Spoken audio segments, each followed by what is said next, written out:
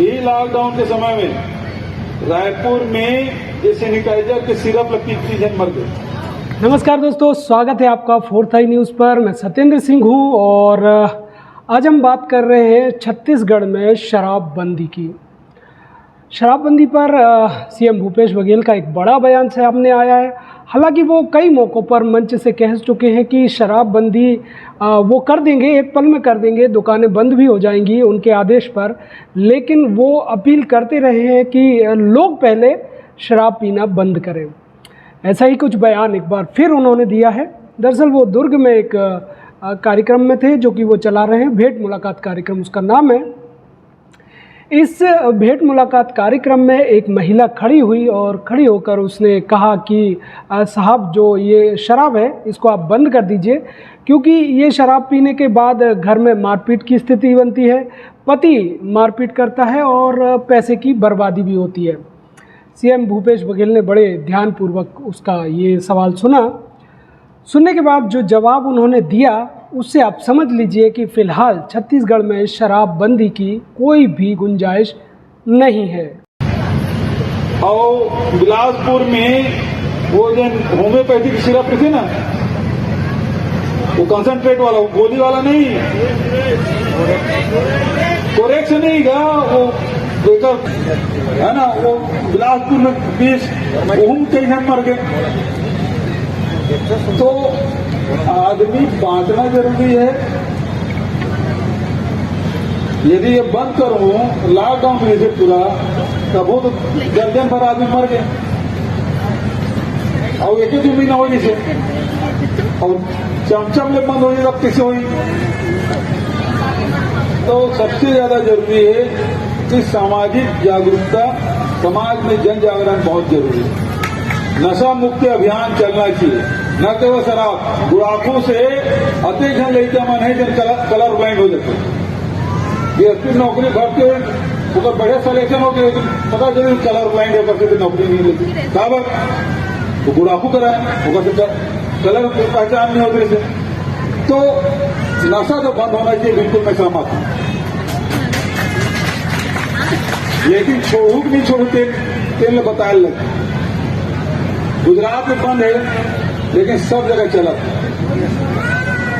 नहीं छोड़ी तो फिर बंद कैसे करूंगी, मर गई वो अच्छा है। देखिए मानो गुड़ाखू करा थे, शराब किया था, आज गुड़ाखू करा था, आज शराब किया था, कल हो तो फिर छोड़ दें। और लेकिन तो जहरीला शराब की जब मर गए थे वापस नहीं आए। अभी 40 जन मरे बिहार में, वो 2-3 साल हो गए बंद, 5 साल हो गए। वो शराबबंदी है, वहां जाकर देख ले, गली गली में भट्टी चलाते और जहरीली शराब पी के मर गए। तो मरे आदमी तो वापस नहीं आ सका। तो मैं ऐसी कोई योजना नहीं लागू कर रहा हूं जैसे आदमी की जान चले जाए, वो जिम्मा मैं अपना सर नहीं ले सका हूं मौत के। और अभी देख लो लॉकडाउन करी तब तक हम सड़क पर मर गए। इससे हालांकि एक तरफ शराब के जो प्रेमी हैं वो खुश भी हो सकते हैं, और जो महिलाएं हैं जिनको लगता है शराब बंद होनी चाहिए तो वो शायद कहीं ना कहीं दुखी भी हो सकती हैं। खैर, हम बात कर रहे थे कि इस पर सीएम भूपेश बघेल ने क्या कहा। तो सीएम भूपेश बघेल ने इस पूरी जो महिला का सवाल था उस पर उन्होंने कहा कि एक पल में शराबबंदी हो जाएगी, उनके आदेश पर शराब की दुकानें भी बंद हो जाएंगी। लेकिन उन्होंने इसके साथ ही शराब पीने वाले लोगों से वादा मांगा कि वो पहले शराब पीना बंद करें। तो सीएम भूपेश बघेल उन लोगों से मांग कर रहे हैं कि वो शराब पीना बंद करें जो कि आदी हो चुके हैं, जो कि शराब पीते ही हैं और जिनको शराब पीनी ही है। कुल मिलाकर ये लोग कभी ऐसा करेंगे नहीं और सरकार कभी ये शराब बंद करेगी नहीं। इसके पीछे सीएम भूपेश बघेल ने कुछ तर्क भी दिए, मैं उनकी चर्चा भी आपसे करूंगा। इसके पीछे सीएम भूपेश बघेल ने तर्क ये दिया कि गुजरात और बिहार दोनों जगह में शराब बंद है। चूँकि बिहार में नीतीश कुमार ने आखिरी चुनावों में वादा किया था वो शराबबंदी करेंगे, उन्होंने शराबबंदी भी कर दी। गुजरात एक ऐसा राज्य है जहां पर बहुत पहले से शराबबंदी है, तो वहां पर शराब सरकार की तरफ से या वहां पर मतलब आपको इजीली शराब वहाँ पर अवेलेबल नहीं होगी। लेकिन सीएम भूपेश बघेल ने इसको आधार बनाते हुए उन्होंने कहा कि दोनों राज्यों में शराब बंद है, लेकिन वहाँ पर भी गलियों में शराब बिकती है।